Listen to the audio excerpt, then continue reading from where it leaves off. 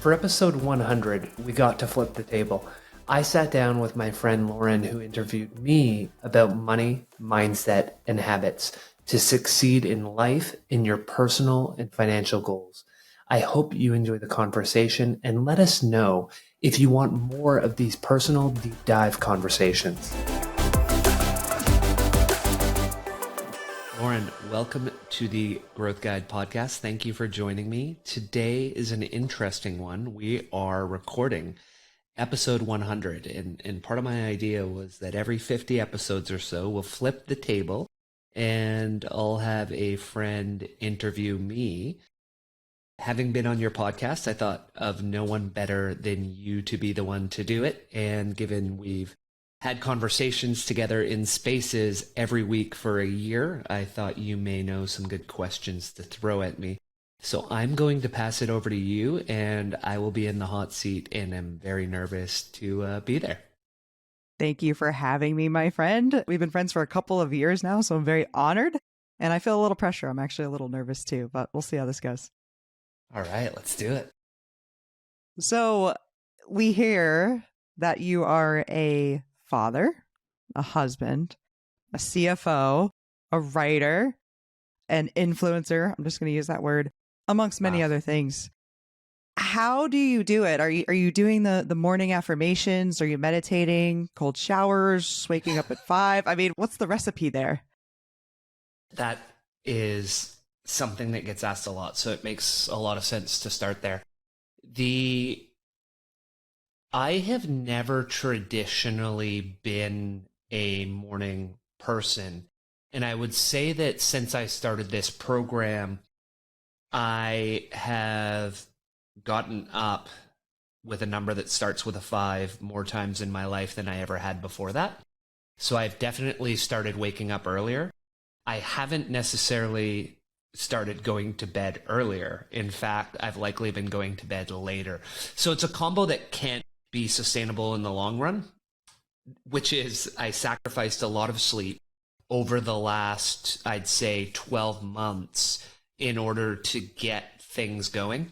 And then the big thing that you were aware of that we talked about while we were on Spaces was the ability to be privileged to be in a financial position where my wife was able to retire in November. And so now she's on Team Growth Guide as an operating partner and manages a lot of the podcast, a lot of the social media, and a lot of the day-to-day life. So her taking that on in November has been an absolute game changer. I'm sleeping again. I have energy. The weight's coming off. The health is going up. So I'd say it's been pushing the sleep. And then the other thing, which I know we're going to talk about because habits and mindset somewhere we always tackle, is I'd heard something a number of years ago from someone I admired who is Matt Fraser, who was, I believe, a 5-time CrossFit Games champion. In the early years, he was making it on the podium, not in first place, second or third. And he was doing a double major in engineering and business.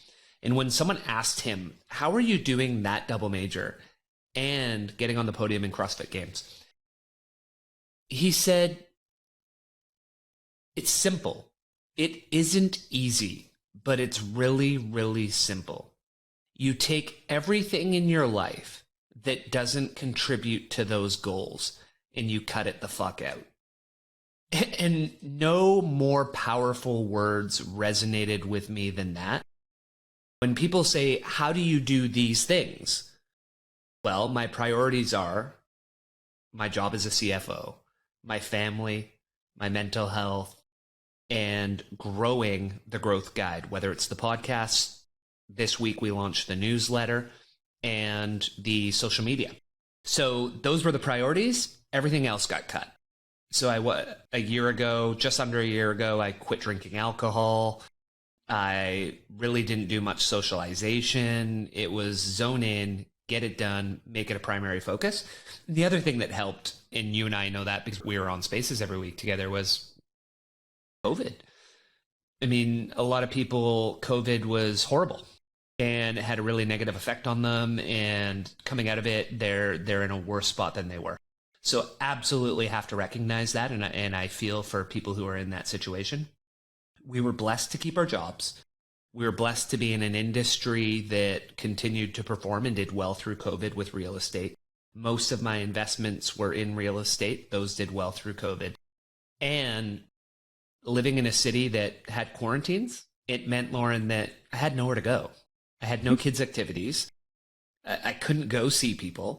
And so after a while, I just said, well, what am I going to do with my time? And that's when I joined Twitter. That's when I launched a podcast. And so were it not for COVID, you and I would not be having this conversation today. It's interesting. We're going to see the impacts of COVID, the positive ones and the negative ones, for a very long time. I was thinking back to COVID for me and my husband as well. And we traveled a lot for work before that. And when we stopped traveling for work, we bought a house hack, renovated it, and we were able to be there through that. And that really changed the course of our lives. So made some positive things happen there. So this idea of cutting everything out that isn't directly related to your priorities, it makes a lot of sense.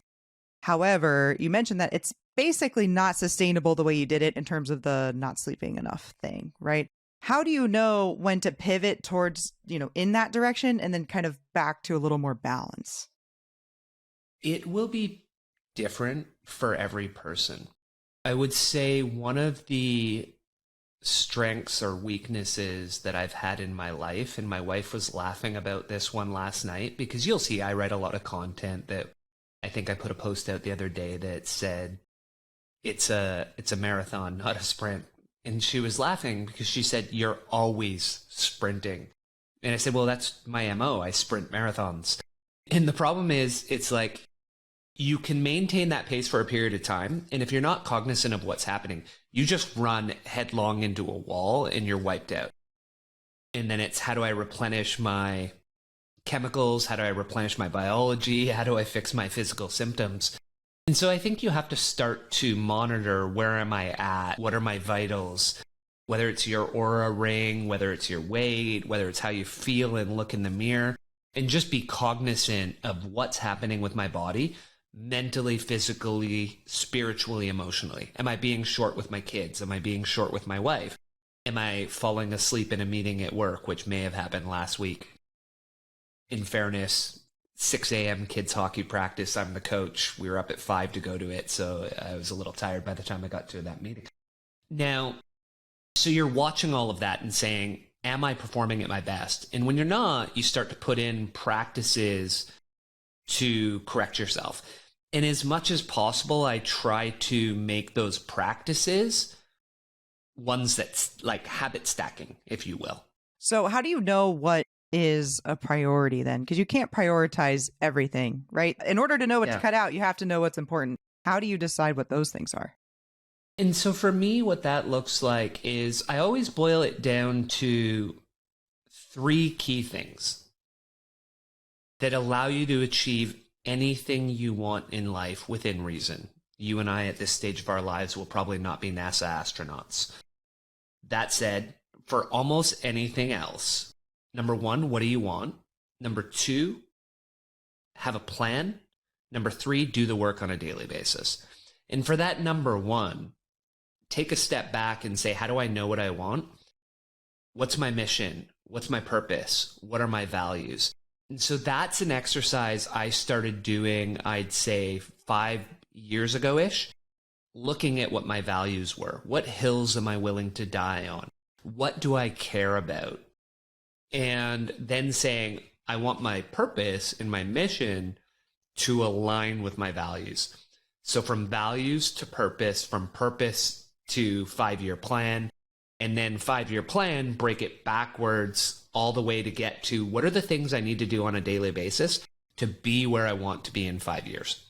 And so the other benefit of doing that is when you've built it from that perspective, now you've really done, as Simon Sinek says, you've started with your why. That's my why. And if I start with my why and I have my long-term goal and I break it all the way back to daily habits, you'll find that what you thought will take 10 years or what you thought will take 5 years After a year, you're looking at the plan and you're saying, well, wait a second. We're only a year into this 5-year plan, and we're actually 60% of the way, or we're 40%, we're way ahead of schedule.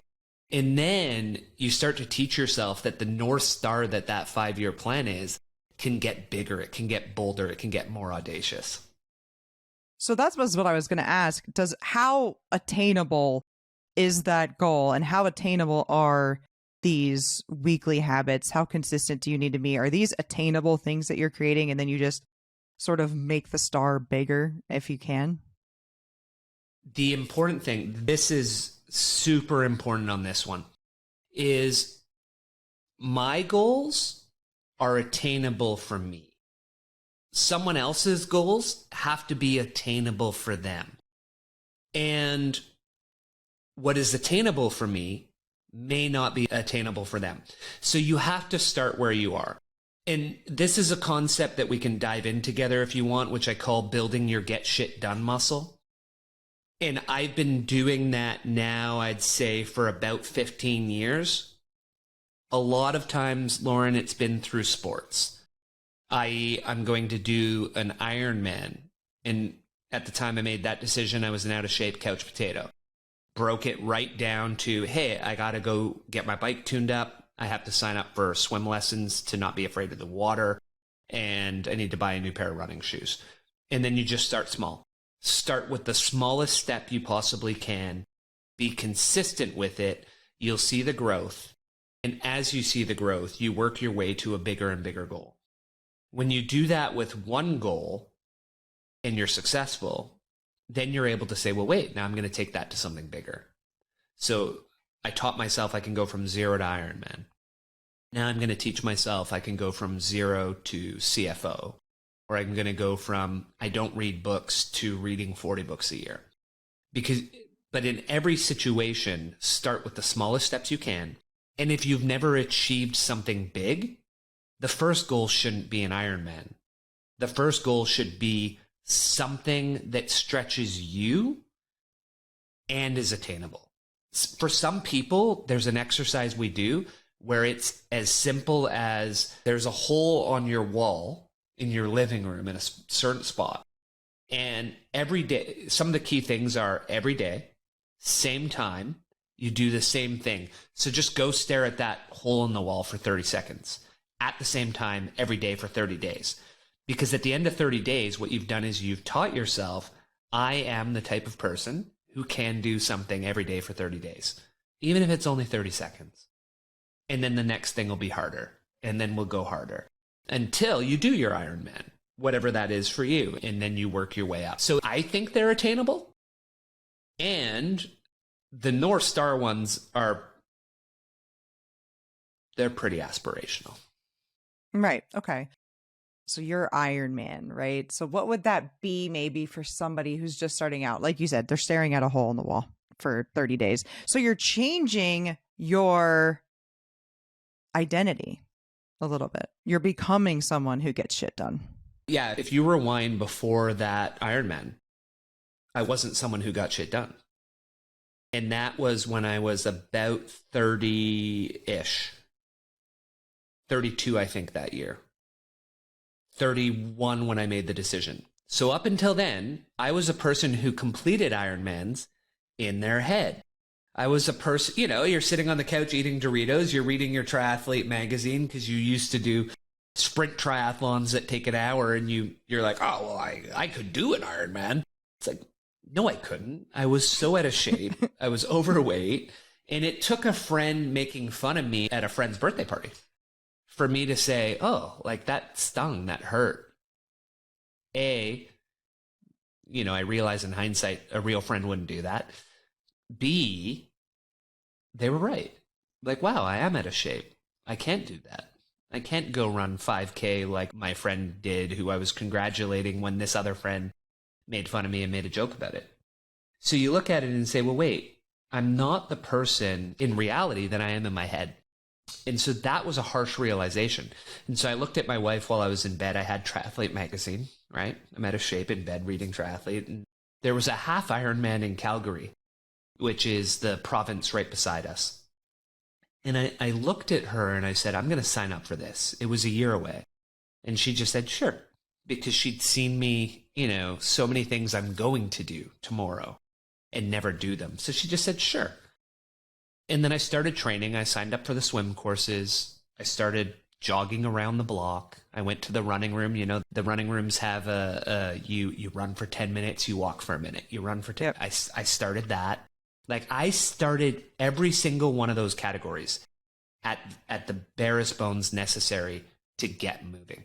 So what does that look like for someone who's listening who wants to start? 5 years after that, I started a run streak where I ran every day for 1.5 years. Where that started was I ran for 10 minutes. I ran 2 kilometers, just a little over a mile. And that was it, like a jog, like out of shape jog, 1 mile. Okay, I feel good. Go home. That was it. For someone, it might be I put my running shoes, and I write about this actually in one of my first newsletters that comes out next week. So what this could look like for that person who's never done it is for a week or 2, just wake up at a certain time, wake up at 6 o'clock, put your running shoes on. Do that for a week. In the second week, put your running shoes on and walk around the block. A week later, walk for a minute, jog for a minute. Walk for a minute, jog for a minute. A week later, walk for a minute, jog for 2. Walk for a minute, jog for 2. And over the course of 6 months, get to the point where you go from that to you're running 6 miles. And if you're only even increasing that 10% a week, it adds up very quickly. It becomes exponential. And it goes slow until it goes fast, which is something that we can definitely dive into. And the second part of that is you have to be willing to embrace the suck long enough to become good. And then you have to be good long enough to become great. Theoretically, what would happen if you missed a day? Yeah, good question. This is going to depend on the person as well. For me, missing days is a very bad thing. And that's the way I'm wired. I'm not much of a dimmer switch type of human. I'm an on or off. Yeah. And you're probably not surprised by that answer. And I think part of that is the ADHD, is because once I'm off, it's hard to get back on. Right. So for me, I try to do streaks. Like Twitter, I wrote every day for a year. And then at that point where I was exhausted, I just sent out a message and said, hey guys, I'm taking tomorrow off. It's been a good ride, but I need a break. But what that opens the door to is now on a Tuesday when I'm tired, I might not tweet. And it went from I'll write every day to, well, how am I feeling today? Mm-hmm. And so I never like to introduce that element of how am I feeling or do I want to? It's no, I do it. And so that's my way. That doesn't have to be everybody's way. And for me, that's the power of streaks. I'm a huge proponent of streaks, and especially for people who may have that similar wiring to me, where moderation isn't their answer. Right. And that's the same reason I quit alcohol 100%, was I can't moderate to the point where it's like, I'll only have a glass of wine when I'm out for dinner with friends. Like, I don't have that. It's like, oh, I had a glass of wine, game's on. Let's go. Now it's time for a bottle. Now it's time for a bottle. Like, why? Like, we cracked it. Why wouldn't we finish it? And it's Wednesday night. Why wouldn't I have a glass of wine or oh, wait, opened it. Why wouldn't I finish the bottle before I go back into work on Thursday? So it becomes problematic. Not to say I had a drinking problem to the audience. So you look at that, and what does that look like for other people? They may be streak people. They may be like me. If they're not, there's a concept that I really appreciate that I heard on a podcast, Tim Ferriss, that where the guests used the term daily-ish. Right? And it's like you do it daily-ish. And one of the key components of daily-ish is a rule that Seinfeld is purported to have used as well, which is the 2-day rule. So you do it daily-ish, and you're going to miss some days. And you never miss 2 in a row. I like that. That works better for me. You're okay. When you miss 2, the habit's gone. Right. And so keep the habit. I always felt the way that you're talking about skipping class in college. Yeah. Like, sometimes it's like, well, I know we're not doing much in this next lecture, right? But once I miss that one, what keeps me going from then on? So I just like didn't skip class. I just like wouldn't do it no matter how much of a throwaway class it was or anything, because I just felt like once you start, and I've seen it. I've seen a lot of people, they crash and burn in college because they miss one, they miss two, and they're not going anymore. As you say that, I realize a lot of people have dreams about school, and I thought I didn't. But I realize periodically I do have dreams about school. And almost always what's happening is, like, I haven't gone to class for like a month, and I'm like, oh, I wonder if I have homework for that class. I probably do. I'm behind in everything. And then it's like, oh, like I need to start going. And I don't know what that dream is telling me, but it's that literal fear of, oh my gosh, I thought I could skip math because I was focused on this, but I must owe so much homework for that. It's a really weird one now that you say it. Yeah. Yeah, school dreams are big. I think I've had some before where I thought I was like late, right? I'm late for that thing that I was working really hard for. And they say that's because you're stressed, which I can't imagine why that would be, but you mentioned that you told your wife that you signed up for this Ironman. Is that like an accountability partner thing? Is that something that you work into your life? I think part of it was that it was, back then we were younger, so financially it wasn't cheap. Got it. And two, it was at a province. So it was sort of like, hey, I'm signing up for this. Just if we're going, so for example, for you, it would be like going from Florida to North Carolina, and you're going to say, hey, like, let's tack a vacation onto this. We've got family in Calgary. Let's go see them and let's make it a thing. And so she was like, okay, yeah, sure. I think for at least 6 months, it was like, yeah, sure, whatever. And then as I got in shape, it was, oh, like, this is real. Yeah, I should book some accommodations and we'll actually go. So did your wife book the accommodations or did you? I have probably never booked any accommodations for anything. She doesn't trust me with anything that has to do with comparison shopping or rates, because I just find something I like and go with it. And she's more like, what's the best price? What's the best value for dollar? And did I check 32 websites? And like, I value my time a lot more than she does. And so when something takes research, she doesn't let me get involved. My reason for asking that question was you said you're someone with no dimmer switch. I'm wondering, does your wife have a dimmer switch? And what do you do? How do you surround yourself with the people that are maybe better at some things that you're not so good at? That 100%. Like, if you look at my wife and me, in probably some very key ways, we're exact opposites. And where I have holes in my game, she plugs the heck out of those. Like, when it comes to work, I'm a very organized human.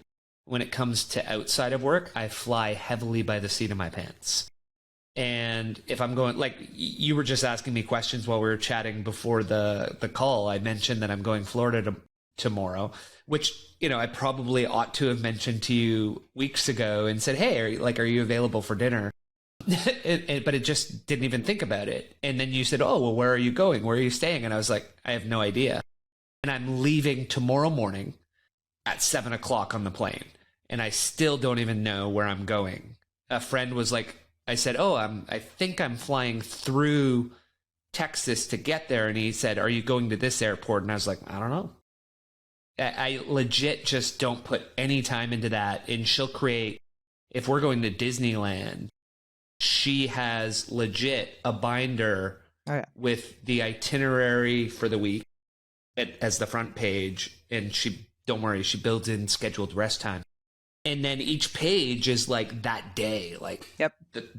all the printouts of the hotels and the car. And it's like, I would never do that. But the complement of that between each other has made things very seamless. And do you look for, like in your CFO job, do you have people around you that complete you as well? Yeah, 100%. When it comes to work, you have to as a leader. You have to find people that plug your holes. And so I've always done a few things. One is I tend to target people that I think are very bright. That's huge for me. Is you're smart, you're a critical thinker, and you're a hard worker. If you have those three skill sets, we can teach you anything, and we're going to get along super well, and you're going to be here for the long term. As long as I can do three things, I can help you grow personally, professionally, financially. So if I can provide that, you'll stay. And so I look for people who have those three attributes.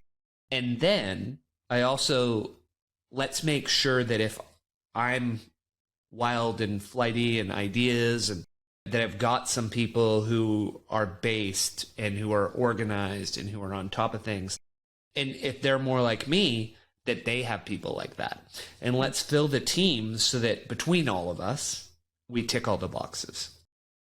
When I was a kid, and maybe this is the same for you, we're not really that far apart in age, but like there was this idea of, okay, here's your strengths, here's your weaknesses. Work on your weaknesses to get better, right? And I'm not saying you shouldn't do any of that, but are there any things maybe that you're weak on that you're trying to work on, and that should that be something that people strive for too? Most people that are successful focus predominantly on their strengths. So what I would say they do is they focus on their weaknesses to the point that they remove them as what we call a CLM, career limiting move. So now you've got the weakness out of the way. It's no longer a roadblock to your future. But if you try to make your weaknesses as good as your strengths, and you forgo the strengths while you're focusing on those weaknesses, at best, you'll be average. If you focus heavily on your strengths and bring them to superstar level while addressing some of the weaknesses, you will be a star and you will be successful. So I think people ought to, they need to know, what are my strengths and weaknesses? And I have spent a lot of time on my weaknesses. For me, what that looks like, and I'm still doing it, I think too quickly, I respond too fast, I talk too fast. When you combine all of that, a mantra that I received about a decade ago was slow down, listen, be more patient and reflective. And so I'd say since then, I've therapy, men's groups, meditation training, meditation teacher training, starting a podcast, focusing on breath work, and all of it, even the way you and I are talking right now, the pace, all of it is slowing down, being present, you and me right here, this conversation.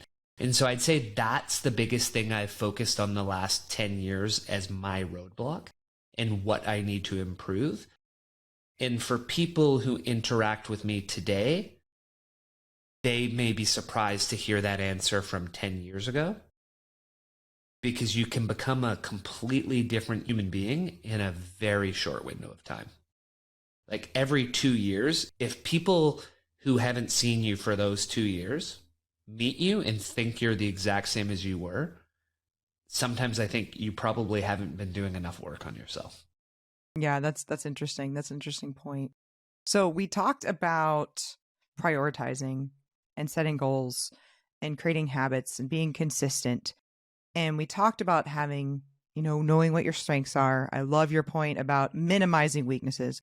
You're probably not going to get rid of all of them. And actually, it's probably better for you and your trajectory of your life to get much better at your strengths and lean into those. What else should we be combining with our strengths to fulfill our purpose and maybe enter flow and all of those kinds of things? Oh, interesting. So if we want to enter flow, then we want to set ourselves up to be in a position to enter it. So one of the things we want to do is say, when I'm in a flow state, I fill in the blank. I'm working on this. I'm listening to this music. I'm in this room. I've set the lights this way.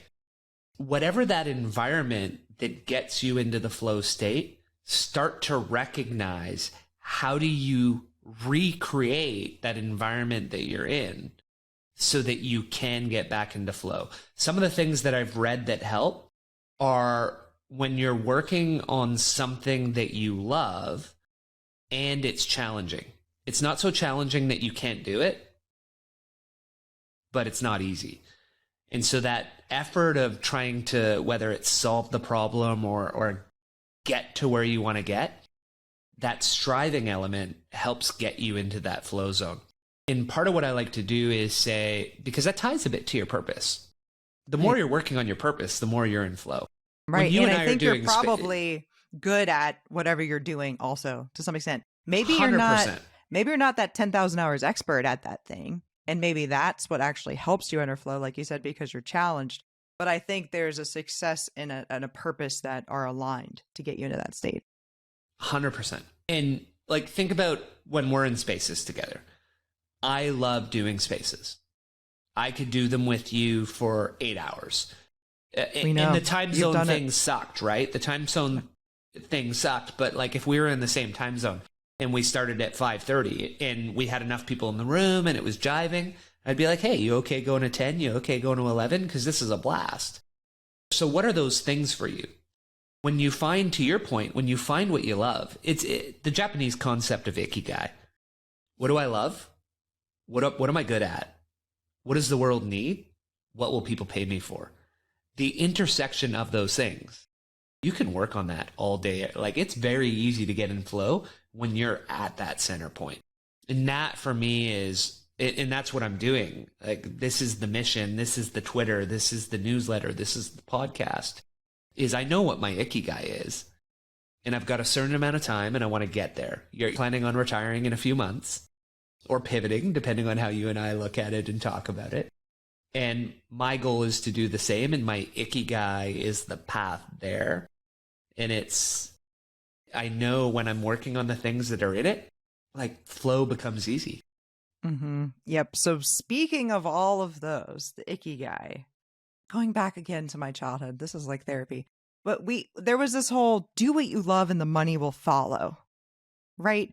You and I have what we love, and it's sort of our side thing. For me, it started with real estate, and then it was talking about real estate. Now it's kind of become adulting is easy, right? And for you, it's everything that we've already talked about that you are working on. But we still, as of right now, have our jobs and have our careers and have spent a lot of time and effort becoming good at those jobs and those careers. How do you kind of reconcile, I know where my passion is, I know what my ikigai is, but I'm not there yet? I think a lot of the information we give young people is fucked up. Follow your passion. You're usually hearing that from someone who is already wealthy. I get called this, and I'm not a boomer, but they bought their house in the 70s for $500 and they're like, you should follow your purpose. It's like, dude, do you know how much rent is in the city I live in? Like, do you know how much it costs to get groceries and live life? Like, I can't follow my purpose. I can't follow my passion. And so I think for a lot of young people, what I'd say is a fewfold. One, use your skills to help you make money at a job that you can be successful at while still moderately enjoying it.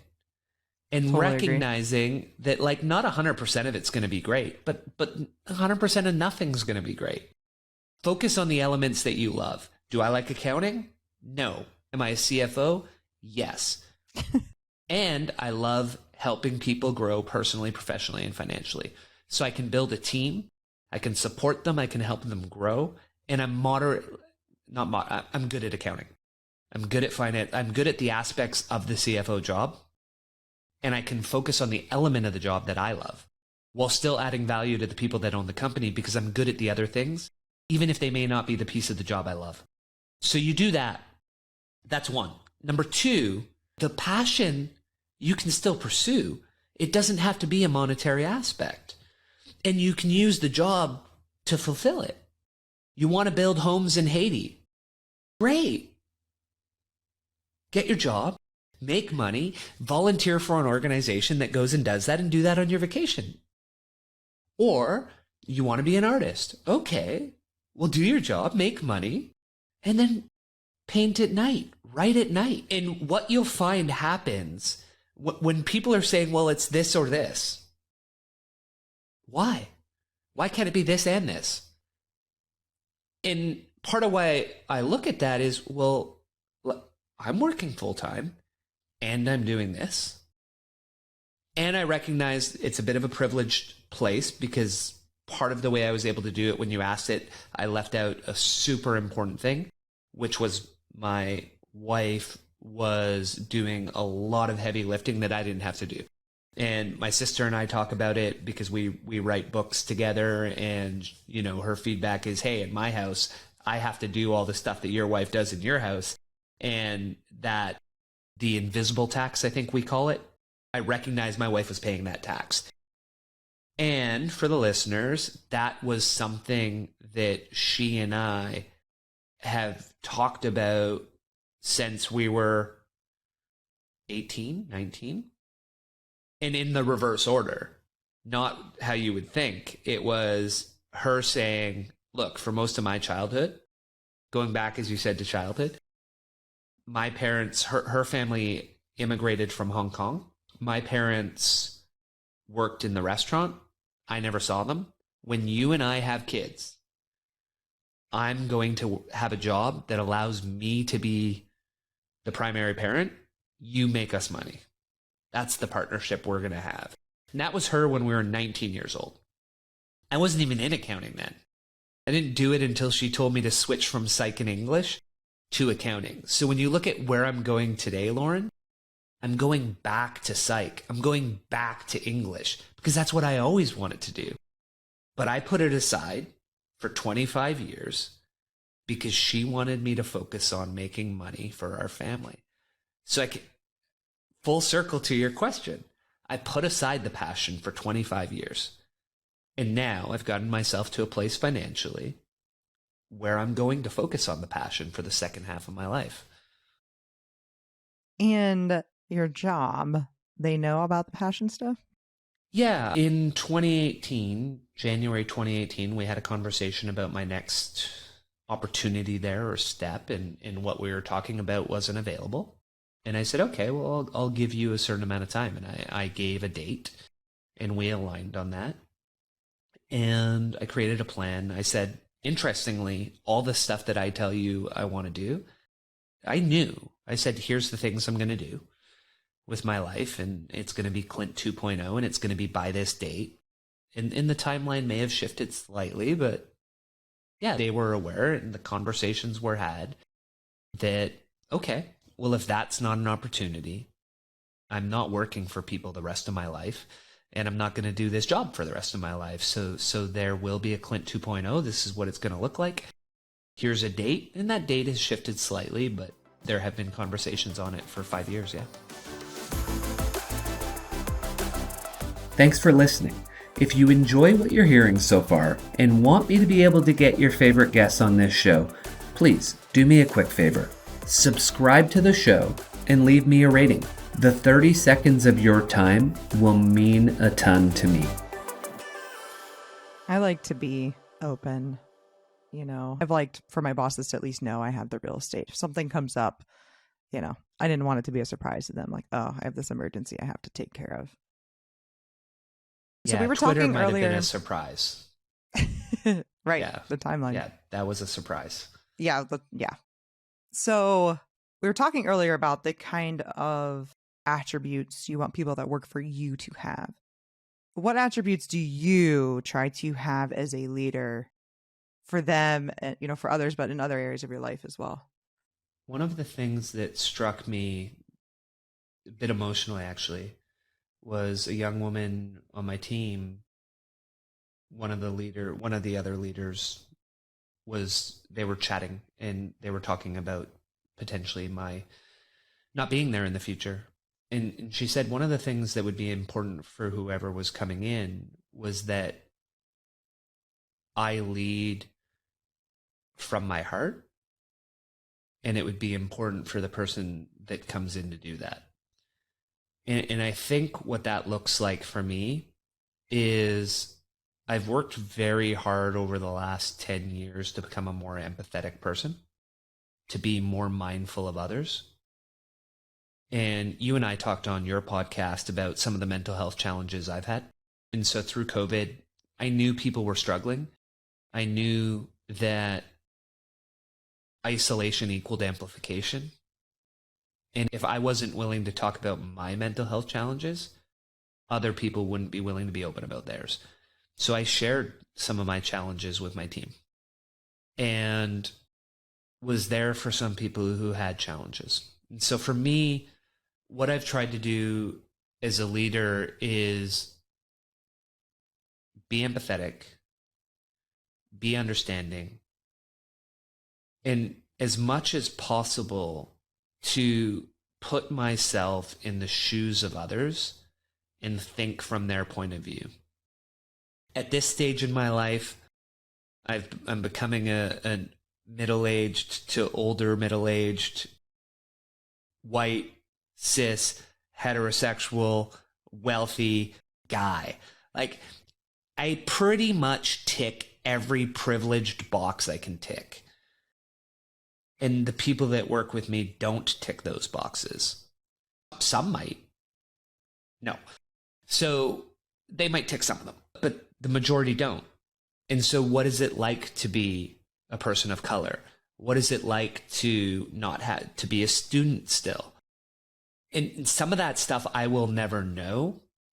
And I'm willing to seek to understand it as much as I can and try to make sure that whatever policies we're putting in, whatever systems that we're thinking of everybody at the table, and we're setting the table so that everybody has a seat, everybody has a voice, and they feel included.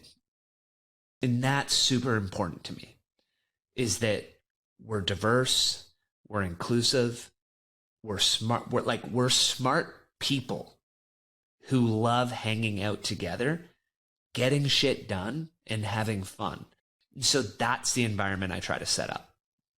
I asked on Twitter recently whether empathy could be learned, and it is my opinion that it can. I know that I'm more empathetic now than I was when I entered sales in 2014, because sales actually involves a lot of empathy through these discovery conversations, putting yourself in that person's shoes, right? Even to ask questions, even to be curious, you have to have a lot of empathy. But so it sounds like you think empathy can definitely be learned and grown. 100%.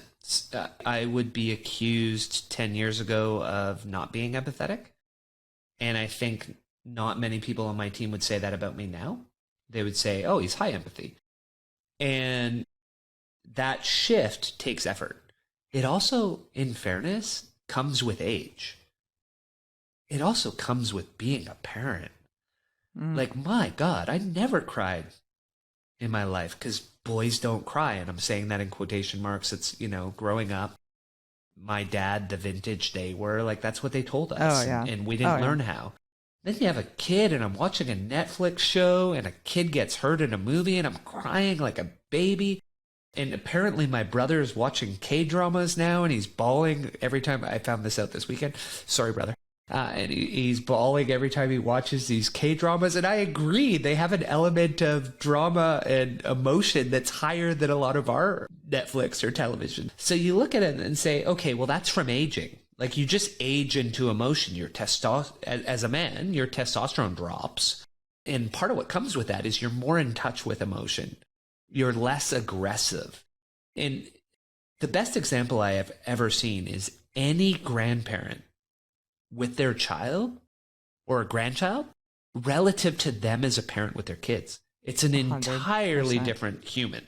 Oh, my dad, I'm like, where was this guy? Even like, my sister's 20 now, right? And my niece is 2. The difference in those, my sister was a little kid like 10 years ago. The difference is insane. It's crazy. Yeah. It's like, wait, like my dad will be like, I think you're yelling at your boys a little too much. Like, do you, you're saying that to me? Like, where do you think I learned this? Like, you were insane. Like, you're the only person in my life that's ever scared me.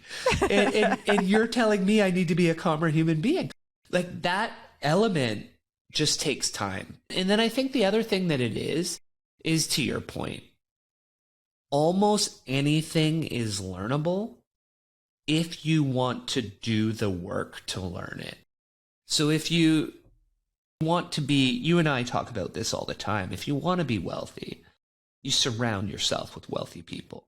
If you want to become a real estate investor, start talking to real estate investors. If you want to be empathetic, surround yourself with people who are empathetic. Watch them, role model them. Be like, oh, Stephanie's more empathetic than me. Most empathetic person I've ever seen. I'm going to spend time with her. I'm going to watch how she behaves with people. And I'm going to learn. Here's one of the things I recommend for all the listeners. Take all the people at work. Take all the people in your life that there's something about them that you admire. Take that trait you admire and copy it until it's yours. You're not pretending to be them. You're just copying that trait. You're copying that one behavior until it's yours. And then go find another trait from another person. Copy that trait until it's yours. What you're looking to do is everyone you admire around the table, you're taking something from them and you're making it yours. So that in the course of a few years, again, you're a completely different person. And it's all those traits and skills and attributes that you admired in other people. And now you embody them. Always learning, always growing. I love that idea. I also, something that I've noticed lately, right? We've sort of been in the world of money Twitter, right? So we always talk about compounding in terms of our real estate, our savings, our investments, right? But you can compound as a person with your growth, which I think is fascinating. That's really the process you're talking about. 100%. And you just nailed the first two articles of the newsletter. Consistency and compounding. Those are the two of the most important things in our lives. So there are two things in the Growth Guide newsletter that I'll talk about regularly. How do you be consistent? How do you compound? What do you compound? Yeah, absolutely. Yeah, you can tell we've been talking for like a year and a half, 2 years now. I like alliteration, consistency and compound. Well, that's natural. So you mentioned how you and I met. I had you on my Adulting is Easy podcast, and we actually talked about some failures that you had that you were very open about. And we see this on social all the time. Obviously, it's a lot of the highlight reel. I do notice Money Twitter getting a little better about sharing failures, which I will congratulate that side of things for. But some of those failures were related to some real estate investments that you made. Can you talk a little bit about those and how you invest in real estate and things like that? Yeah, I would say for me, the way we invest in real estate is we've tended, because we live in a high cost of living city, it's a lot harder to invest for cash flow. And so what we've tended to focus on is identifying areas where we think there's upcoming improvements, growth. It's going to be better 5 years from now than it is today. It's going to be better 2 years from now than it is today. So gentrification may be how some people call it. The path of progress is how I refer to it. And so we tend to focus on that, areas in the path of progress. And we've been reasonably successful at that. We tend to focus on pre-sale units. So if someone's starting out, cash flow is great. If you live in a city or a state where you can cash flow, focus on it. If you can add value to the property yourself, focus on that. Those are two things I would focus on if I was starting over again, Lauren. And if I lived in the US and had that opportunity. So we've focused mostly on pre-sale. And for those who are listening who don't know what pre-sale is, it means the developer hasn't started building, or they may have started building. They haven't finished construction yet, so you're buying in advance of completion. The developer is then able to go to the bank and say, look, I've sold 65% of the project. Give me the money to build it. And the banks will, and then the project gets underway. So we've done that. And we've been reasonably successful. A lot of luck along the way. The benefit that we've had and the challenges that have led to some of the hit have largely been government related. So the first one on the wins is going back to the supply and demand argument. There's not enough supply. In the regulations, the red tape, the number of houses that can get built aren't sufficient to bring the price of homes down or the rents. And the government of Canada is trying to set records with new immigration. So you have 500,000 people moving here a year, and you're not even building enough homes to home the people that are already here affordably.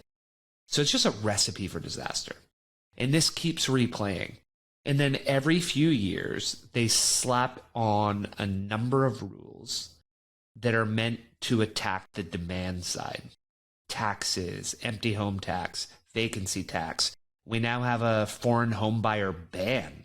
We had a tax. Now we've banned foreigners from buying homes. That's just in the last month that came out. And it's very problematic the way it was drafted. So it's like we're going to attack the demand, but what they're not doing is building any more homes. So every 3 to 5 years, you can only plug the valve for so long before it explodes. And then we have a 2-year period where real estate prices are up 40, 50, 60% because you artificially tried to stop demand, but you didn't build enough homes and the demand just builds up and then explodes. So that's how we've had the wins. It's also what's led to some of the losses. The biggest loss we had was, and I have a lot less regret than the first time you and I talked. Good. Because we've lived in the house through COVID. So the biggest loss we had was building our single family home. So we bought dirt, designed, and built.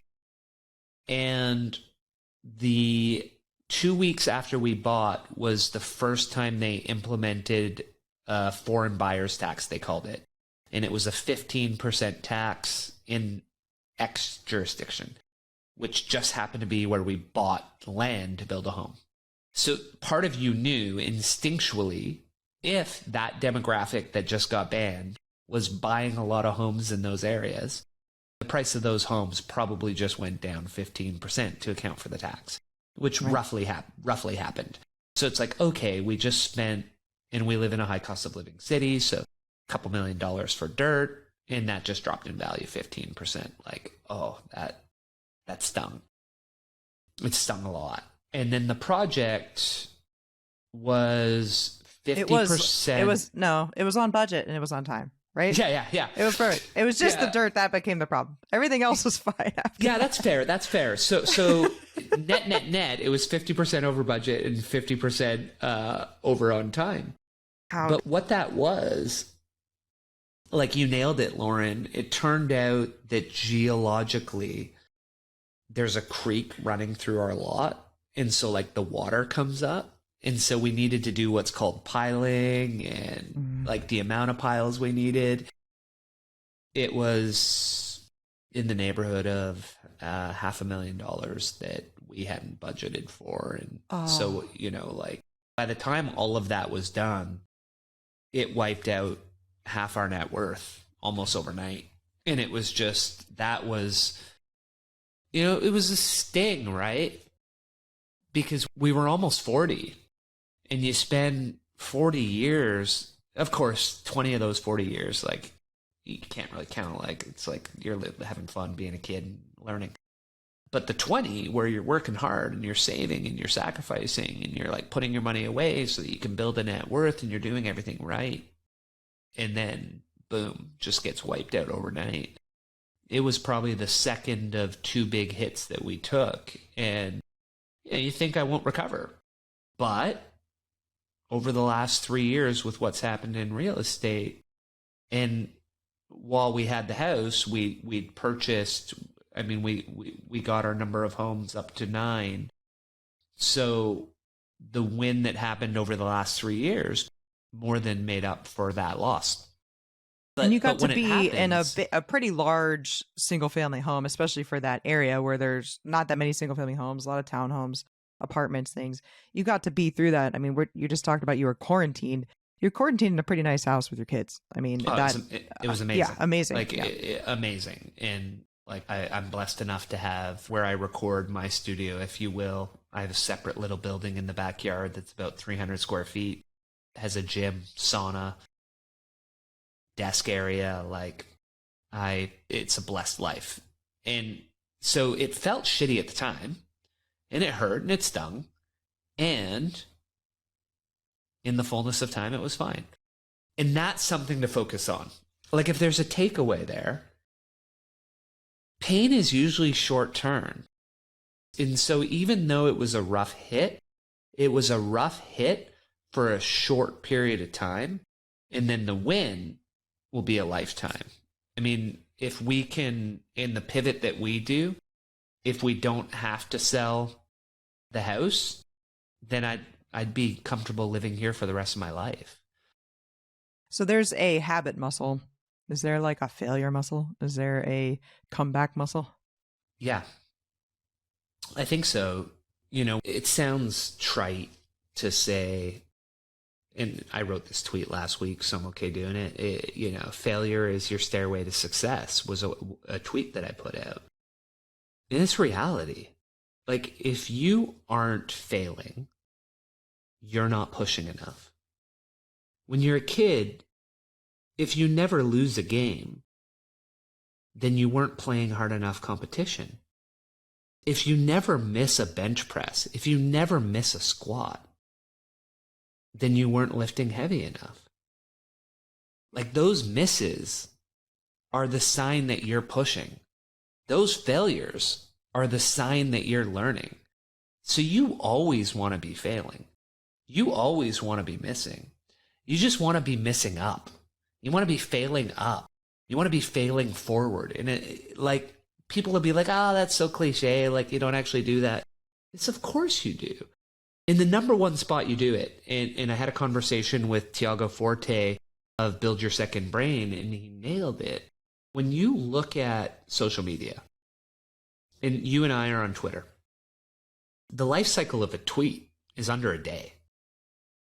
And so if you miss, your downside is practically zero.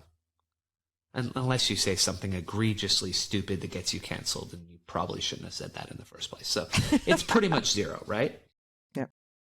But if you hit, you go viral. You can add 30,000 followers in a day, 2 days. Like, look at that asymmetric upside. Nothing happens. You gain 30,000 followers. And those are the type of asymmetric bets that you have to be willing to take all day, every day. Imagine you could go to a casino and they said to you, they gave you those odds and you had unlimited chips.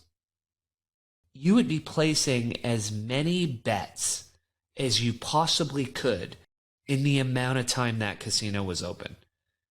Because you can't lose anything, or you can make $30 million on the bet. Like, it just, you're going to be making those bets all day. And the interesting part about that is not many people are making those bets. Whether it's Twitter, whether it's Instagram, whether it's LinkedIn, whether it's YouTube, whether it's TikTok. The same thing applies to all of those.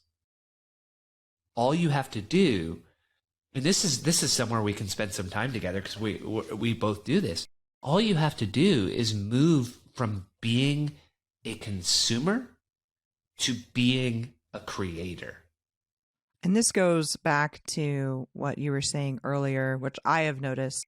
Twitter, for example, was very overwhelming for me at first. I have not had the success you've had, but I'm definitely more consistent, right? It seemed very crazy. Like, you want me to tweet every day?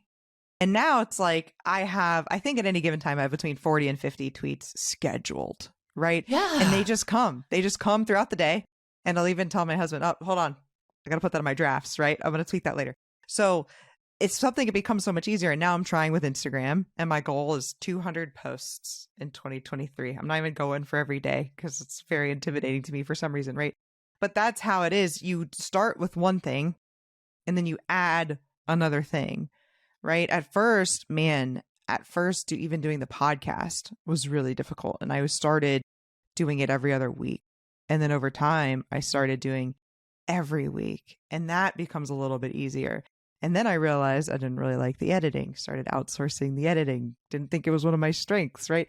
So you start, and then I start stacking different things because as you go, things that were really hard a year later are easy. Then you can add another hard thing and then that becomes easy. And then you add another hard thing and it becomes easy. And content creating is for sure like that. And there's really nothing like it. Everything becomes easy when you do it consistently for a long enough period of time, right? The whole concept of smart choices plus consistency plus time equals exponential results. And you and I have seen that with so many things over our lives, with us, with people we know. So it's absolutely a repeatable format. But I'm going to pivot a little away from content for a second, because you hit something that I really want to reinforce with the listeners. And we would talk a lot about this in spaces together whenever we got to mindset, or people would ask us, hey, how can I get rich? How can I make money? The number one investment I always said was in ourselves, because we are the ones who are going to make money. Yeah. It's trading. It's not necessarily trading time, but it's trading our value for money. So we have to increase our value. And you used the word stacking.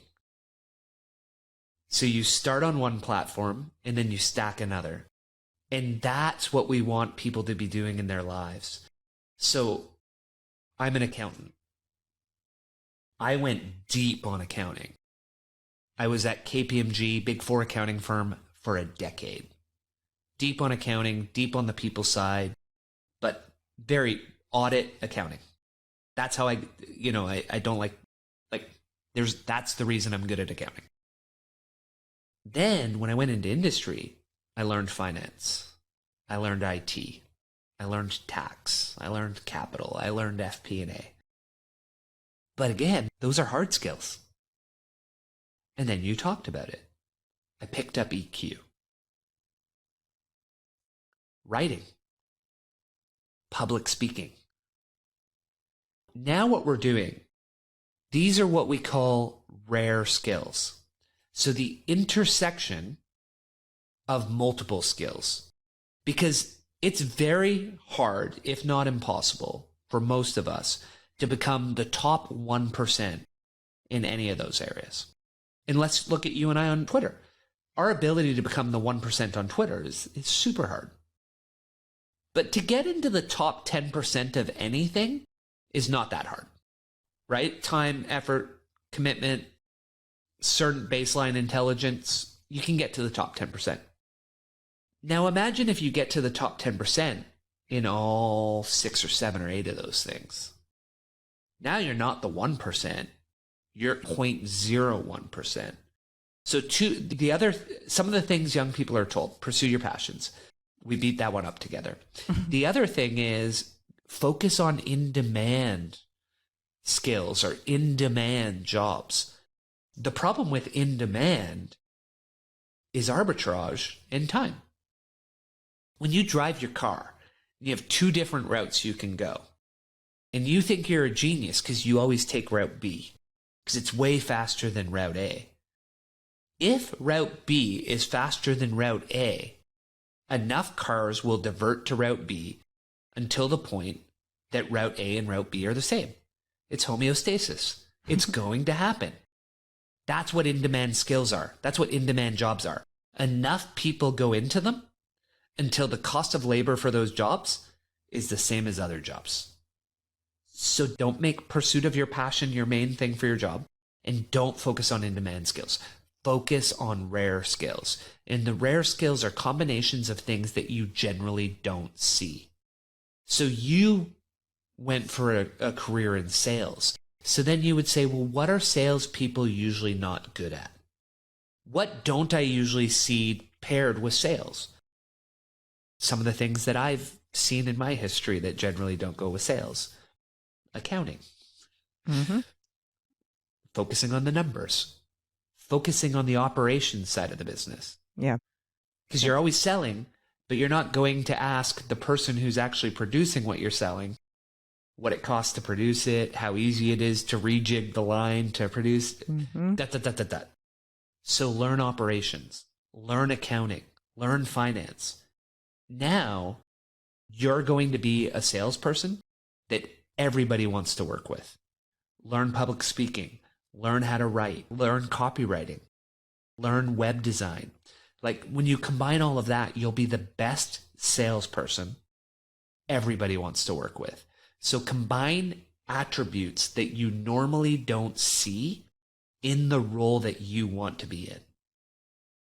What I would add to that, as well as all of those things you said, is leadership skills. Even as an individual contributor salesperson, for example, I think generally the world has come to agree that everybody to some extent is selling, right?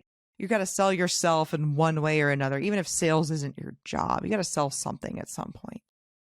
Leadership is something that you can have even if you're not managing other people. And as a salesperson, for example, if I am a leader, if I am seen as a leader, then people are more likely to follow me. And I need support people to follow me. I need other salespeople to follow me. Sometimes I need my boss to follow me to get deals across the finish line. And that was something that I was thinking about recently, where we kind of talk about everybody needs, empathy, curiosity, public speaking skills, sales.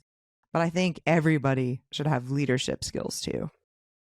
Everybody should have leadership skills. Everybody should have sales skills.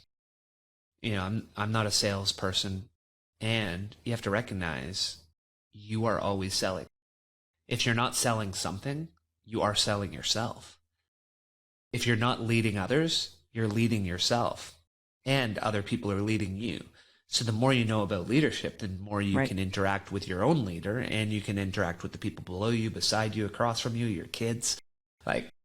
Those are two fundamental skill sets we should all focus on and we should all improve on, which is the course I'm going to this weekend, is selling. I'm excited to hear how that goes. Yeah, me too. Should be good. Did you want to talk any more about real estate? I know we talked about how your current thesis, or for a while, has been buying pre-sales, path of progress, things like that. Is there anything that people should be aware of that aren't in those high cost of living areas? I know you said cash flow, but is there anything else that if people are thinking about getting into real estate that they should be thinking about? Well, something that's always been important to you and me, I think, is being cognizant of where you are in the cycle, what's happening in the broader economy, and paying attention to the overall situation that's evolving. And what that looks like, what I worry about is, for the last year, 2 years, 3 years, you and I would be in the spaces and we would hear a lot of people jump in and they're talking about no money down and it's all debt, and it's okay, I rode this one up and I borrowed against it and I bought 3 more, and then I rode those up and I borrowed against them and I bought 5 more. And I worry about where those people are today. Yeah. And I part of it is, you do have the benefit in America that you can get those 20-year loans with interest locked up for 20 years. It's like, okay, well, you're probably 30. We can't go past 5. Yeah. So you've got a 30-year loan, your interest rate, it cash flows, you're fine. Well, that's good.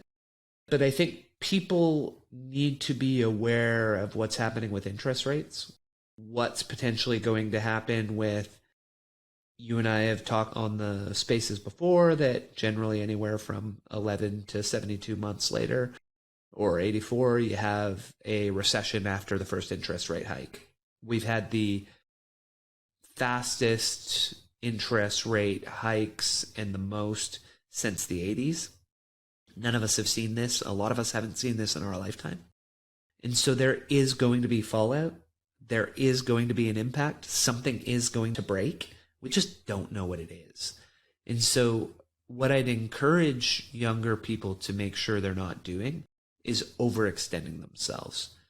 And that's why I would suggest they focus on the cash flow aspect, because if it cash flows, then you're generally pretty good for the long term, because the cash flow will cover the cost of the debt and you're happy. And grow slower than you otherwise may think you should. Be patient. Real estate's not about getting rich fast. You'll get wealthy slowly, safely over a long period of time. Yeah, I think that's good advice. And that's why they're raising interest rates. I think that will slow people down. That makes less deals cash flow, and hopefully people aren't overextending themselves. I do worry about, because in the United States, if you have over a 4-unit, or if you have a 4-unit or less that you bought with a commercial loan, they have balloons, and these balloons are coming due. And I don't know, there's another shoe that's going to drop in a couple of years here if interest rates don't go back down, for sure. That's a good point. Well, for example, there's a developer in our city who's declared, the CCAA bankruptcy protection. And it's in the papers, so nothing I'm saying. It's all over the newspapers, all over the industry right now. They had $700 million in debt. And our interest rates here in Canada over the last year went up about 5%. So when you do the math, that debt was costing them an extra $35 million a year. And, they probably thought they were geniuses when they started buying that dirt in 2015 and 16, and the market went up 40-50%. And they kept piling more land in. Hey, Vancouver prices never go down. Let's keep buying. And then interest rates go up 5% in a year. And it's hard to get, we talked about the inability to build supplies, so it's hard to get the permits. It's hard to get approvals. It takes sometimes 5 years. They couldn't maintain the debt loads. And so that's a company that managed to buy enough dirt to get $700 million in debt. And if you're assuming they had 65% loan to cost, that's over $1 billion of real estate, and they're in bankruptcy protection. So if it can happen to them, your mom and pop who are buying onesies and twosies, you can get in trouble fast. And so just being cognizant of that and watching for it. And what's that saying? They say, don't get out over your skis. Like, kind of stay back, stay relaxed, stay moderate, stay calm. Yeah, I like the idea of, conservative underwriting, having cash flow, having reserves, because something is always around the corner. There's always going to be a recession. That's just kind of how the economy works. So being prepared for it when it does. And also, I've heard this before, wise people learn from other people's mistakes. So it's great if you can learn from your own. That's awesome. That's huge. That's why failing forward is important. If you can learn from other people's mistakes, you're in even better shape. So learn from some of the people that got caught with their pants down in 2008, especially. Yeah, and that's the downside of leverage. The upside, in bringing it back to your idea of content creation, the other thing I think most young people should be doing nowadays is they should be on social media. They should be on Twitter. They should be on Instagram, LinkedIn, whichever one you want to go on. I tend to prefer Twitter, and we can dive into why after if you want. But what I'll share is one important concept is you can get rich doing the simple path. High paying 9 to 5. Get your earnings up. Reduce your spend.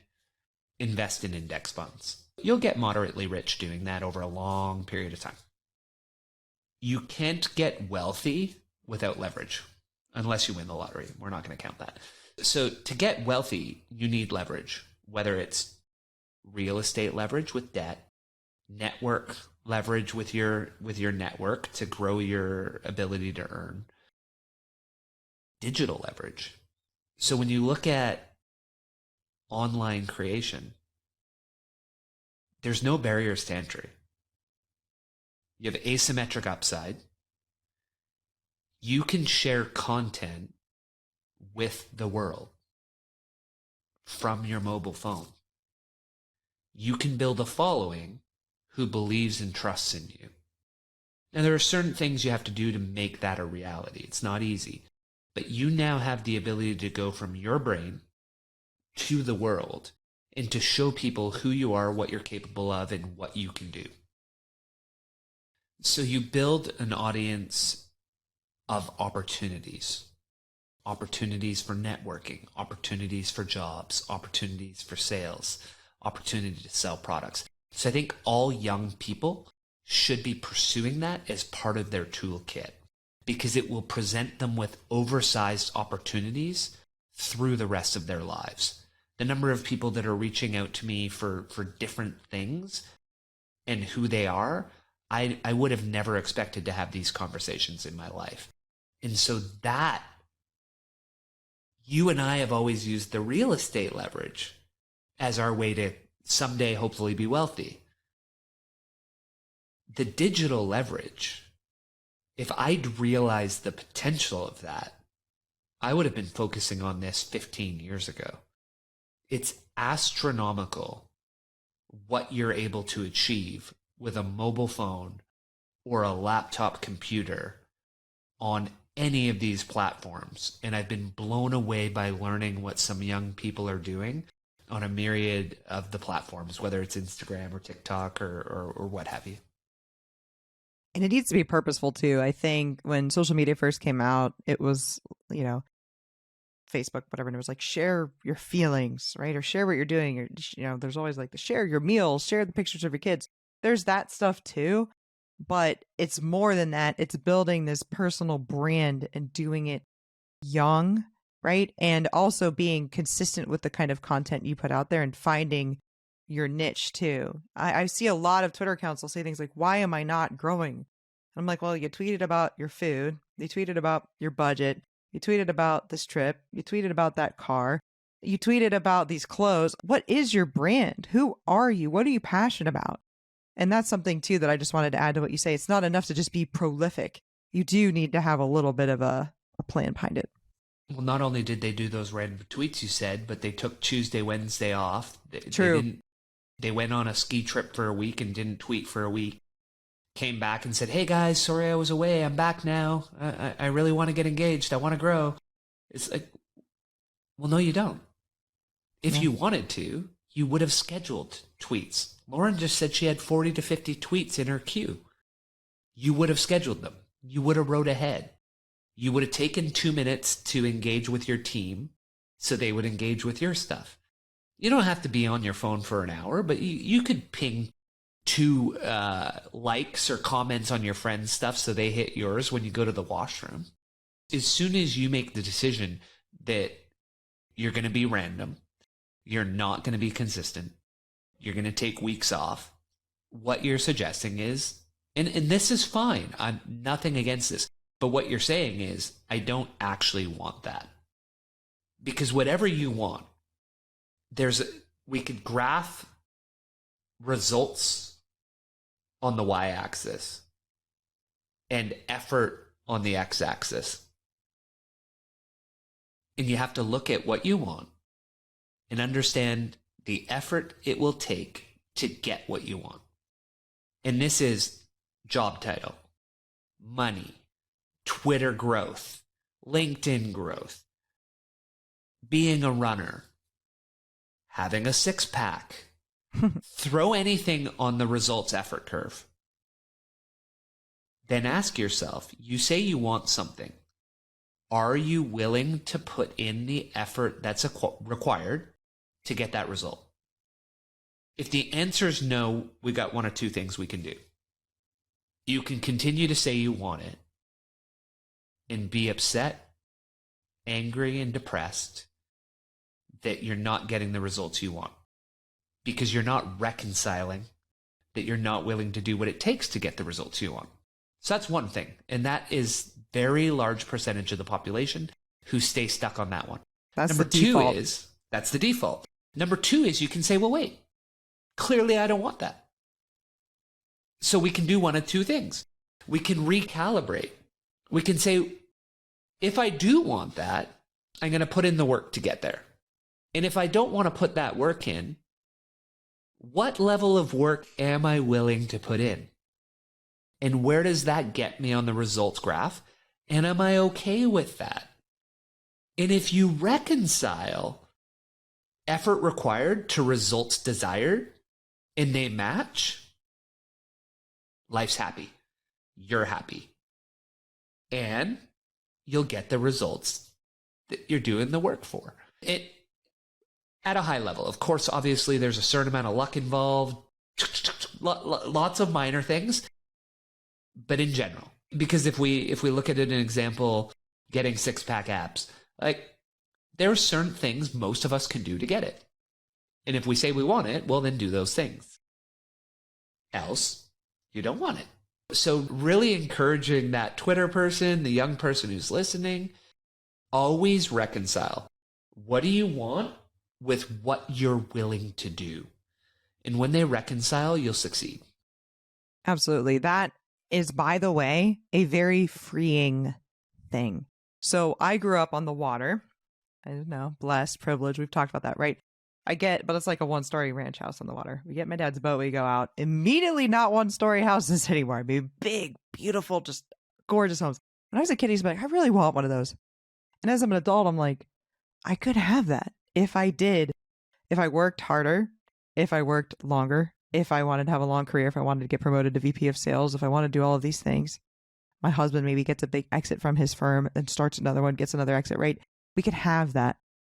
But it was a very freeing moment when I thought, I don't want to do those things. And now actually, I don't want one of those houses. I'm very happy house hacking in my regular house. And it's actually the most freeing thing in the world. And you realize, oh, I don't want it. Because if I did, I'd be working towards it. And so you went through the results effort. You said, if I want this, these are the things I have to do. Am I willing to do them? Do I want to do them? And the answer for you was no. And that allowed you to free yourself up to say, well, wait, then I don't want that. How freeing was that to then let go of that and say, instead, because here's the fun part, instead, I'm going to retire in 4 months. Because when you and I had that Twitter exchange, it was only about a month ago, right? Mm-hmm. Yeah. And you're about 3 months away now. Yeah, that's it. That's the difference. Like, and instead, I'm going to retire at 33. My husband's going to go to work part-time at 30. That's way better than having a big house on the water. Do you know why? Because now I have time. And you know what? Also, my boat's in a marina. It's $300 a month. But I go over there, somebody's charged the battery, they've gassed it up, they've iced it up, they put it in for me. I get in, I leave, I come back, then they undo all of that, right? Yeah. That's a pretty sweet life, and I can do it on a Tuesday instead of having to go out on the water on Saturday and 4th of July and all of those things. And that's it. It was the most freeing thing in the world when I realized that. And you know what else happened, Clint, that was interesting? I stopped wondering what those people did to get the house, right? Oh, their parents probably blah, blah, blah, or it was a really lucrative divorce or whatever it would have been, right? Yeah. I stopped wondering how they got the houses too, because I didn't care, because it doesn't matter. Once you stop kind of even wanting it, you automatically stop almost coveting what other people have and being jealous, and all that kind of fell away for me too. And that's what it is. And we could probably end on this one. I'll share one thing that I talk about a lot with guests, and I call it the Kardashian effect. And nothing against the Kardashians. Love what they've done. Super impressed by it. Incredible. Right? Yep. Out of the top 7 earners in reality television, the Kardashian clan is about 5 or 6 of them. Like, it's absolutely incredible, astounding. But what they were one of the first groups to do was this whole put your life front and center. And what you and I talked about, always front of stage. The good, the fun, the designer, the photoshopped. And what they never showed was that back of stage. The shitty morning with your kids, your kid yelling at you, telling you they hate you, like throwing something at you, like you yelling at your kid, like not having a good interaction with your family, the acne, like you don't see the back of stage stuff. And what that created for a lot of the world was this sense that we're not good enough, that our life isn't enough, because we always see beauty on Instagram. We always see the people talking on Twitter about the millions that they're making in these deals. I don't see anyone jumping on and talking about how they've lost $500,000 in Bitcoin in the last 2 years. Like, the amount of money I lost in my Bitcoin was astounding. But I guarantee you that if you go on tonight, you're going to see a bunch of happy Bitcoin people because Bitcoin had an amazing day.